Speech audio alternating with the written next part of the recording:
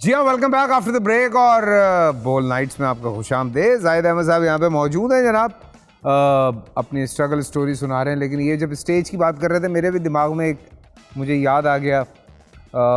एक ड्रामा था बॉम्बे ड्रीम्स, गालिबन कराची में हुआ था। मैं और जावेद शेख साहब साथ बैठे हुए देख रहे हैं। थोड़ी देर के बाद मैंने यूँ देखा जावेद शेख साहब रो रहे हैं।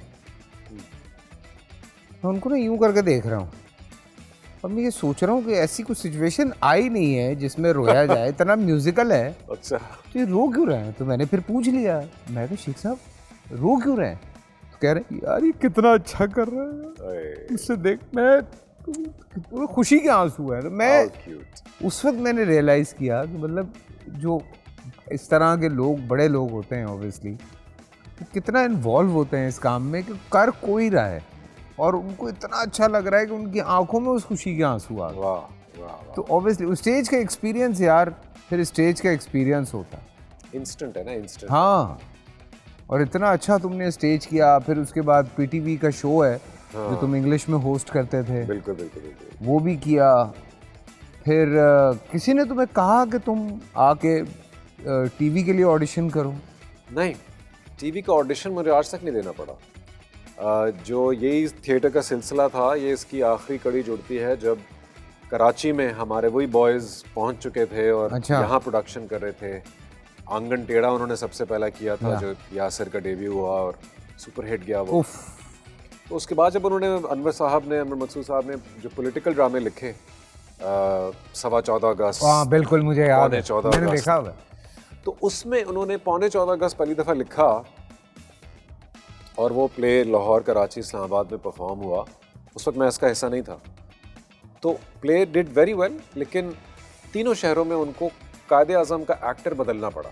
अच्छा। हर दफ़ा बदलते थे, कभी भी सेटिस्फाइड नहीं हो रहे थे, ना प्रोड्यूसर ना डायरेक्टर, क्योंकि वो कायद का रोल एक ऐसा था जो नहीं संभाल पा रहे थे। उनकी पर्सनैलिटी नहीं उस तरह से आ रही थी, और ना ही क्योंकि उसमें उनकी ह्यूमरस लाइंस भी थी, मजाक करते थे। हाँ हाँ बिल्कुल। तो एक नॉर्मल इंसान भी मजाक करता ही है, चाहे वो जितना भी एक मोटिवेटेड हो। तो वो बैलेंस स्ट्राइक नहीं कर पा रहा था कोई भी एक्टर। तो यही जो बॉयज़ थे मेरे, उस वक्त मैं पीटीवी में काम कर रहा था, काम करना शुरू कर दिया था। शो भी कर रहा था, रेडियो भी कर रहा था, थिएटर भी कर लेता था और नौकरी कर रहा था पीटीवी में। अच्छा। हाँ सही है भाई, साथ साथ नौकरी रखी है भाई ने।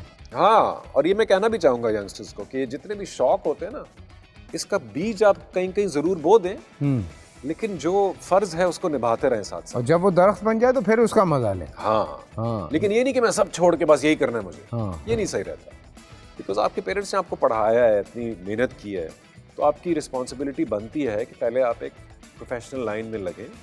यू हैव टू पे बैक। पहले तो तालीम हासिल करें। एग्जैक्टली। पानी पी ले यार। अच्छा, तो फिर तुम करने आए 14 अगस्त, वो पौने मुझे- 14 अगस्त। हाँ, डायरेक्टर साहब फिर मेरे पास आए, उन्होंने कहा कि यार कायद में प्रॉब्लम हो रही है, तुम करो आके। तो टॉकिंग अबाउट पौने 14 अगस्त ना? मैंने असल में ज्वाइन किया था 14.15 अगस्त, पार्ट 2 था। पार्ट 2 14 अगस्त। इसमें कायद पूरे अपने वाइट सूट में थे, हाँ। ब्रिटिश सूट में हाँ थे। बिल्कुल बिल्कुल। तो वो मैंने कहा ठीक है यार, करते हैं, कराची आके करेंगे। उस वक्त शादी हो चुकी थी, तो मैंने कहा यार अब वो थिएटर वाले पैसे तो नहीं हो सकते, पैसे थोड़े बेहतर होंगे तो तभी आ सकता हूँ और कर सकता हूँ, नौकरी छोड़ के आऊँगा तुम्हारे पास। तो हमने एक महाना सेट किया, महाना मिलेगी सब salary for whether we are performing और रिहर्सल।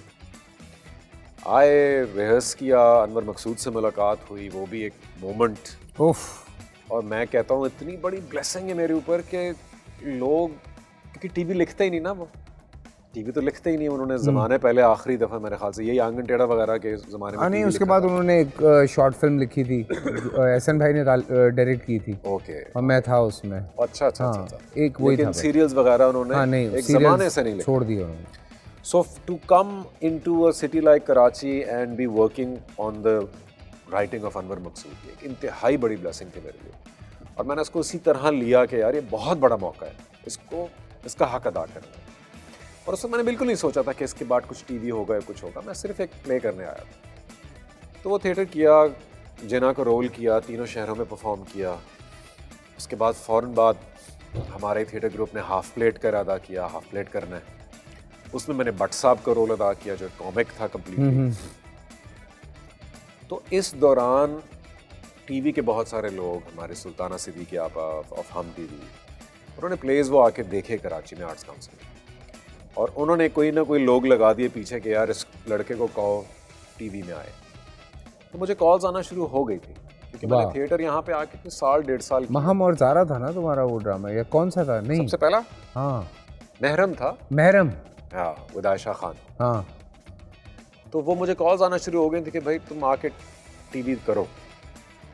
तो बस वो एक सिलसिला दूसरे से जुड़ा। इवेंचुअली जब उनसे थिएटर का सिलसिला ख़त्म हुआ तो यहाँ मैंने आके महेश वगैरह से मुलाकात की एमडी में, और फिर 2014 में पहला ड्रामा। क्या बात है यार, क्या बात है। अच्छा, एक्सीडेंट भी हुआ, स्पाइनल हाँ, सर्जरी और वो सारा, करियर पे उसने असर डाला? बहुत ज़्यादा भाई। वो मेरे जिस साल शादी हुई थी 2010 में, उसी साल में मेरी ये स्पाइन का मसला हो गया। और मैं 4 महीने तक तो बिल्कुल अपने सहारे चल ही नहीं सकता था, ना उठ सकता हूँ, ना लेट सकता हूँ, ना बैठ सकता हूँ, ना ड्राइव कर सकता था। और उसमें मुझे याद है, मैंने जब पहली दफ़ा वो डिस्क का मसला हुआ तो फिर भी मेरे पास वक्त सिर्फ रेडियो शो था करने को। उसके साथ मैंने वो एक एस्टीम जोड़ ली थी कि यार ये मेरा एक वाहिद चीज़ है, मैं कर रहा हूँ, तो मुझे ये करनी है। तो उसके लिए मैं ड्राइव करके फिर भी जाता रह गया। उससे मैंने और अपनी सिचुएशन वर्स कर ली। फिर एक पॉइंट आया 4 महीने के एंड पे जहाँ मेरी डॉक्टर्स ने कहा कि राइट टांग जो है वो मेरे कंट्रोल में रहती ही नहीं थी। मैं खड़ा होता था तो वो फील ही नहीं होती थी, तो मैं गिर जाता था। फिर सर्जरी हुई और फिर अल्हम्दुलिल्लाह नाउ इट्स फाइन।